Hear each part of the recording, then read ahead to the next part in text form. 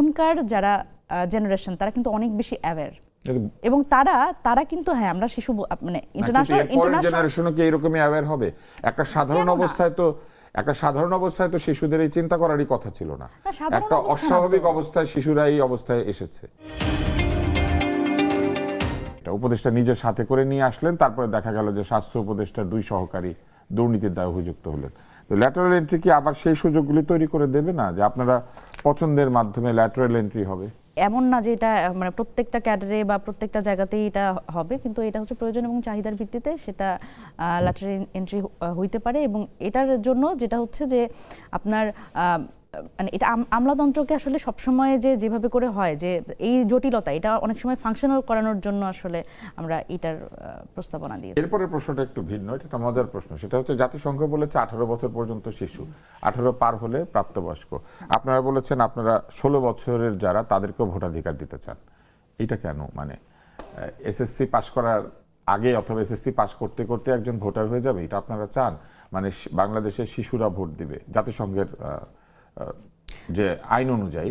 আর এটা একটা ব্যাপার আছে, আপনারা বিভিন্ন সময় জাতিসংঘের হস্তক্ষেপ আপনারা পছন্দ করেন। যেমন এই যে আমরা দেখতে পাচ্ছি যে আপনাদের একজন প্রার্থী জাতিসংঘের মাধ্যমে তদন্ত চেয়েছে শরীফ ওসমান হাদির হত্যার, কিন্তু জাতিসংঘের শিশুর যে একটা আইন আছে যে কতটুকু পর্যন্ত শিশু, এটা আপনারা মানতে চান না? না দেখেন, এটি হচ্ছে আমি প্রশ্নটা হচ্ছে রাজনৈতিক প্রশ্ন। হ্যাঁ, সেটা হচ্ছে 16 বছর কেন? হ্যাঁ 16 বছর কেন, এটা রাজনৈতিক বিবেচনায়। দেখেন আমরা এখানে যেটা বলেছি যে এনআইডি কার্ড প্রাপ্তির বয়স সেটা কিন্তু 16 বছরে, এটা এইবার করা হয়েছে, অন্তর্বর্তী সরকার করেছে। 16 বছরে সেটা পেয়ে যাবে। হ্যাঁ পেয়ে যাবে এনআইডি, কিন্তু এটা আগে ছিল না। আগে ছিল না, কিন্তু দেখেন এখন যখন 16 বছর বয়সে, কিন্তু এনআইডি কিন্তু ভোটার আইডি কার্ড না। হ্যাঁ এনআইডি হচ্ছে এনআইডি, ভোটের জন্য এনআইডি কার্ড আসলে না। আমি এটাই বলছি যে আপনি যদি চিলড্রেন চার্টার অনুযায়ী আপনার 0 থেকে 18 পর্যন্ত হচ্ছে শিশু থাকে, কিন্তু দেখেন এখানে ইন্টারন্যাশনাল স্ট্যান্ডার্ড একটা আছে, কিন্তু যখন আসলে আমরা বলছি, আমরা দেখছি যে একটা গণ অভ্যুত্থানে, এই যে ছাত্র জনতার গণ অভ্যুত্থান আমরা বলছি, এই যে জেনজি মানে জেনারেশন যাদের আমরা এতদিন বলতাম যে যারা শুধু গেমস খেলে, যারা শুধু আসলে গেমস খেলে না, গেমস খেলে কিন্তু সেটা দিয়ে তারা তো ড্রোনও উড়ায়, তারা অনেক পজিটিভলি অনেক কিছু করে। হ্যাঁ, তো এই জায়গা থেকে আমরা মনে করছি যে ছাত্র জনতার গণ অভ্যুত্থান হয়েছে এখানে কিন্তু 16 বছরে একটা, আমরা 16 বছর কেন, এর থেকে কম বয়সের যারা তারাও কিন্তু মায়ের কাছে চিঠি লিখে তারা গণ অভ্যুত্থানে অংশগ্রহণ করেছে এবং মিছিল থেকে ফিরেও আসেনি। সুতরাং সেই জায়গা থেকে আমরা যেটা মনে করেছি সেটা হচ্ছে যে এখনকার যারা জেনারেশন তারা কিন্তু অনেক বেশি অ্যাওয়্যার এবং তারা কিন্তু হ্যাঁ আমরা শিশু মানে ইন্টারন্যাশনাল জেনারেশনও কি এরকমই অ্যাওয়্যার হবে? একটা সাধারণ অবস্থায় তো শিশুদের এই চিন্তা করারই কথা ছিল না। একটা অস্বাভাবিক অবস্থায় শিশুরা এই অবস্থায় এসেছে। না, স্বৈরাচারী শাসকের কারণে শিশুদের এই চিন্তা করতে হয়েছে, শিশুদের তো এই চিন্তা করার কথা না। ওকে ফাইন, একটা এসএসসি আপনি শিশু বলছেন যদিও এটা শুনতে এক ধরনের প্রেসার মেমরিতে একটা, না এটা জাতিসংঘ বলেছে, আমি কেন বলবো? না জাতিসংঘই বলেছে, কিন্তু এসএসসি পাস যখন করে একজন ক্লাস মানে 8, 9, 10 এ পড়া একজন বাচ্চা বা শিশু, তারা তো আসলে দেশ সম্পর্কে, রাজনীতি সম্পর্কে, অর্থনীতি সম্পর্কে তারা কিন্তু যথেষ্ট পড়াশোনা করে বা জানার চেষ্টা করে বা জানে। এখন কিন্তু একটা বাংলাদেশে একটা গণ অভ্যুত্থান হয়েছে, এটা আমরা মাঝে মাঝে ভুলে যাই। একটা গণ অভ্যুত্থানের পরে প্রত্যেকটা মানুষের মধ্যে এক ধরনের রাজনৈতিক পরিবর্তন আসছে, সেজন্যই 16 বছর। হ্যাঁ মানে এইটা কি 16 বছর বয়সে একজন শিশু সে কি মানে দেশ নিয়ে ভাববে না?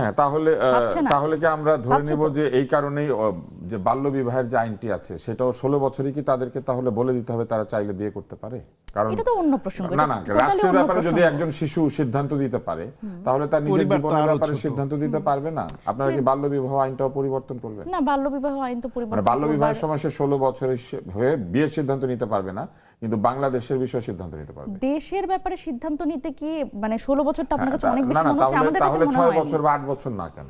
না 16 একজন এসএসসি পাস যে করবে বা এসএসসি বা 8, 9, 10 সে দেশ সম্পর্কে অ্যাওয়্যার না, এটা কেমন কথা যে সে দেশের রাজনৈতিক না নিজের সম্পর্কে অ্যাওয়্যারের কথা না? দেখেন দেশপ্রেমটা তো আপনার ছোটবেলা থেকেই মানুষের মধ্যে আসলে বাচ্চাদের মধ্যে আমাদের শেখানোর একটা প্রক্রিয়ার মধ্যে আমাদের যেতে হবে।